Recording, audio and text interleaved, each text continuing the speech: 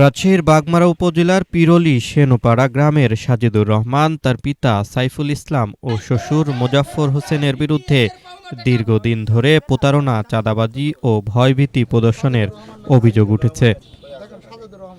স্থানীয়দের অভিযোগ, ২০১৫ সাল থেকে গোল্ডেন ডিপিএস নামে একটি লাইফ ইন্স্যুরেন্সের নামে তারা সাধারণ মানুষের কাছ থেকে টাকা সংগ্রহ করেন।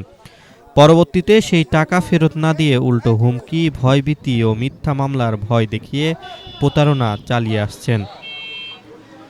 গত ৮ জুন রবিবার রাতে উপজেলার ঝিকরা ইউনিয়নের কালীগঞ্জ বাজার এলাকায় এ চক্রের বিরুদ্ধে অন্তত ১৫ জন ভুক্তভোগী প্রকাশ্যে ক্ষোভ জানান।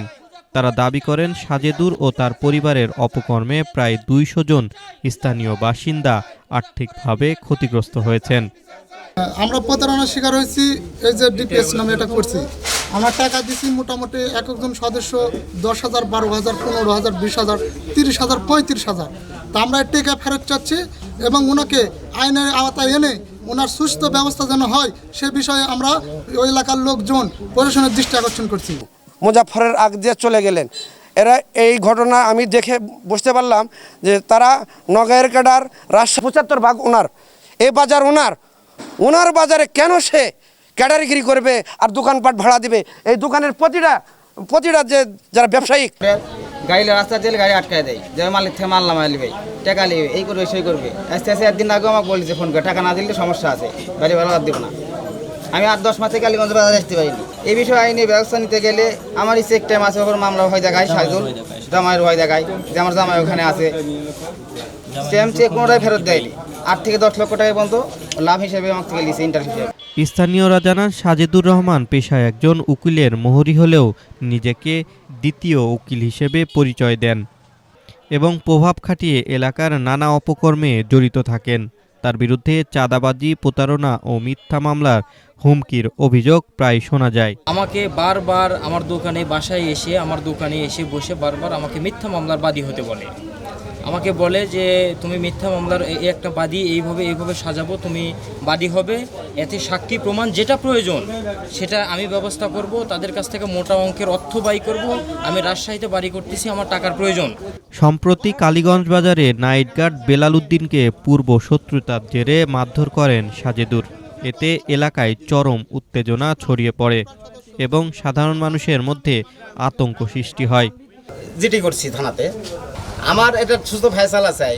আমার অন্যায় করে যে আমাকে তারা মারধর করলো, আমার কাছে সিসি ক্যামেরা ফুটেজ আছে, এখানে আপনারা আরও জানা যান, আমার বিষয়ে যদি কোনো অপরাধ থাকে সেটা আমি অপরাধ মেনে নিব।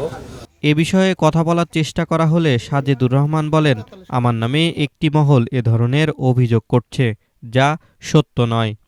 আর গোল্ডেন ডিপিএস প্রতিষ্ঠান তো আমি বলি, এটা হচ্ছে ২০১০ সালের ঘটনা।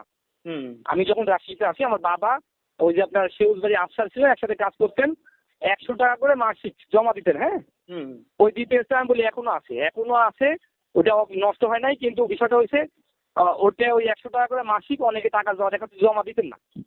আর ওদের নির্দিষ্ট একটা মেয়াদ ছিল মনে হয় যে ২ বছর বা ৩ বছর টাকা জমা দিলে ওই টাকাগুলো পরে মেয়াদ শেষে ভাঙা হলে তখন ফেরত পায়, অথচ তার আগে হয়তো টাকা ফেরত পায় না, এরকম কোনো ইয়ে আছে। কিন্তু ওর আগে চালায়নি, সেটা হচ্ছে অনেক আগের ঘটনা। কিন্তু এখন বর্তমানে এগুলা তারা যখন দেখতেছে কোনো কিছু পাচ্ছেন তখন ইস্যু ইয়ে করতেছে। আমি বলি আমার বাবা ডেল্টা লাইফে চাকরি করে অনেক আগে থেকে, এবং তার সাথে আমার কোনো সম্পৃক্ততা সে বিষয়গুলোতে নাই।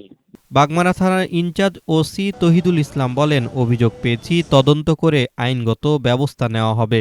সাজেদুর বিরুদ্ধে একটা ঘটনাতে একটা নাইট গার্ডকে সে মারধর করছে, এরকম একটা অভিযোগ তার বিরুদ্ধে আসলে আমরা জিডি করেছি। গোল্ডেন ডিপিএস এর কথা, এই সংক্রান্ত কোনো অভিযোগ আমার কাছে আসেনি, এটা করবে। এরপরে সুদের ব্যবসার কথা, এটাও আমাদের কাছে কমপ্লেন করেনি পর্যন্ত। যদি এরকম কোনো কিছু পাই আইনগতভাবে আমি যেটা সহযোগিতা করা দরকার অবশ্যই করব। উল্লেখ্য, এই বিষয়ে ইতিমধ্যে বিভিন্ন গণমাধ্যমে একাধিক অনুসন্ধানী প্রতিবেদন প্রকাশিত হয়েছে। আশিকুর রহমান, প্রিয়জন টিভি, রাজশাহী।